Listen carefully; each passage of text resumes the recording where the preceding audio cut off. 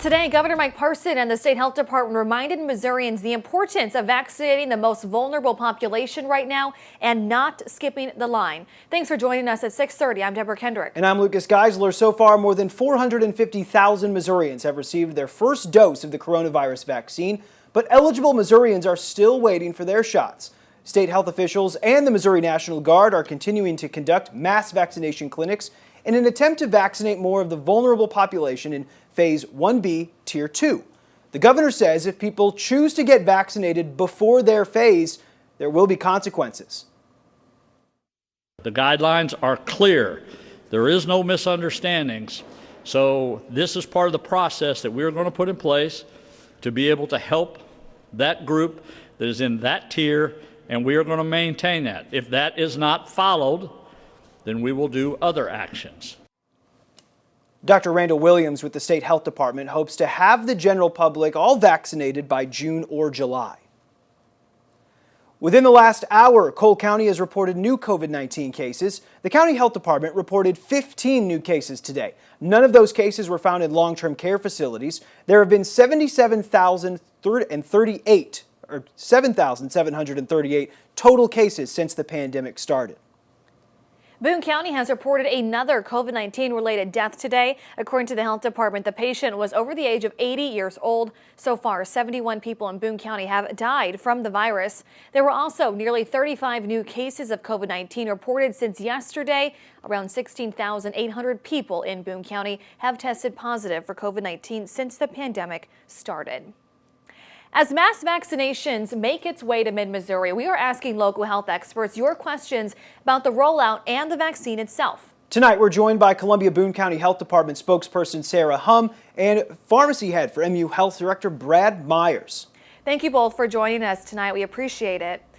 Sara, this question will be for you to first start off here. Every single day recently, we've been seeing new cases starting to drop across the state and also in Boone County. What factors would you say are leading to this drop? Would you be able to say that the vaccine is a reason, a big reason for this? Sure. I think it's hard to say definitively so far that the vaccine is the reason for that, just because the numbers are still low of the percentage of folks who have been vaccinated in Boone County.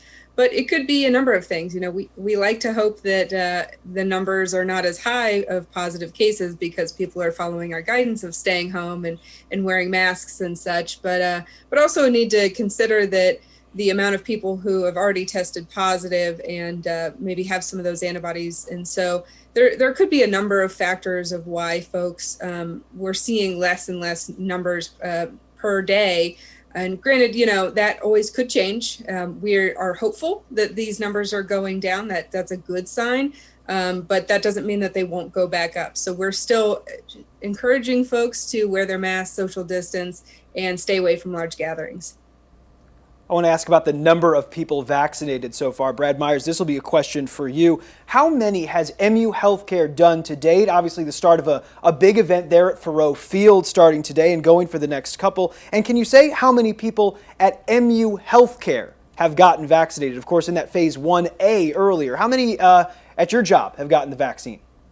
Absolutely. In Phase 1A, when you include employees that are patient-facing, clinical faculty, as well as student learners, we were able to vaccinate approximately 5,500 employees, which is about 60% of our workforce that would be eligible to receive the vaccination. Today at Faroe Field has been an amazing event. We are running the clinic from 7 a.m. to 7 p.m. And as of about 5 p.m. today, we had approximately 1,900 citizens that have received their vaccinations today. Okay, great information there. Now we've, for both of you to answer this question, we've done a lot of stories, and I think just recently talking about the older population and people that are at most risk, but they may not have access to the internet per se, or even to a cell phone. In order to fill out that survey, all they have is a landline. So for each of you to answer, what resources do you have available, or are you working on more resources to really target that population that needs a little bit of extra help here? Sure. So, we have our online survey that we use, but there's also a phone number that folks can call. And I think one of the really important things that the health department will be able to do in the coming weeks and months is as MU Healthcare is acting as the mass vaccination location, that leaves a room for the health department then to really focus on some of those folks who have some barriers to, whether that's, language barriers, transportation barriers, and internet access barriers of folks who have a harder time getting information. We expect that we'll be able to really focus on helping folks that fall into that category that don't have those kinds of resources that may prohibit them from being able to get to one of the mass vaccination clinics. And I'm going to echo Sara. In addition to the survey link that is published on the MU Healthcare website, we also have a call center that has been set up with dedicated resources for individuals that do not have internet access. I do want to make it clear, this is mass vaccination is available for all members of our community in our region, not just MU Healthcare patients. Would you mind, each of them, Sara, we'll start with you. You mentioned some phone numbers. Yeah. Not many people maybe watching the television with paper and pen. Would you mind just saying those phone numbers really quickly? We'll make sure that we also could get that information. It's been a big question that people have had for us as well on how they can get signed up. Could you just say those numbers aloud just so we can get that out? You'll have to give me a second to look it up. Okay, that's fine. I can't say that I have it memorized. We can get back to you on that number. Absolutely. Now, I do want to ask, something that we're seeing in some nearby communities is National Guard, not really sponsored, but National Guard events in which they're working with local health departments to put on mass vaccination clinics. This will be happening in Cole County tomorrow. We saw it last week over in Audrain County. Sara, maybe a question for you. Are there any events like this in the works that the Boone County Health Department is working on, maybe the Guard or some other agency to help put on something like this? Is anything in the works? Sure. So right now, we're not aware of any of mass vaccination clinics from the Missouri National Guard that will be happening in Boone County. Our understanding is that those locations will be released week by week.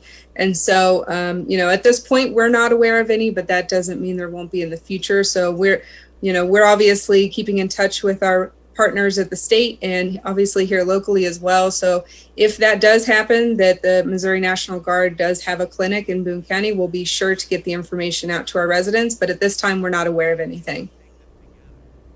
Okay, thank you so much, Sara and Brad. And they're not going to go very far. We're going to have them come back later in this newscast to answer some more questions for our viewers tonight. Up next on 80.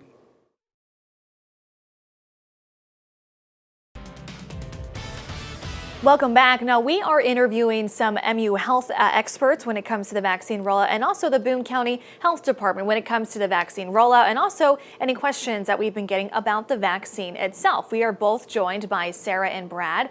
And both of you, thank you so much for joining us back here today. One of the questions that, I think we've had here, and also probably viewers at home are also wondering, is the delivery chain of the vaccine. How exactly is this working? Is it going directly from makers to the hospitals, the health departments, pharmacies? Can you kind of give us a little bit of an understanding, a little bit more about how this is being done?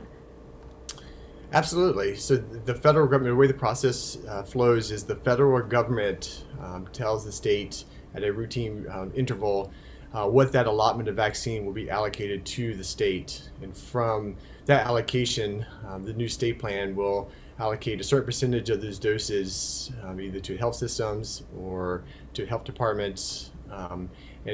How we receive the vaccine is typically we receive confirmation directly from the manufacturer, and we receive those doses straight from the manufacturer. Sara, as a follow-up question, from what we've seen so far, a lot of local health departments have been left out of this sort of initial distribution of vaccines. Have you gotten any word or any sense from your state partners? Will that change in the future? Will the health department itself be getting some vaccines in the future?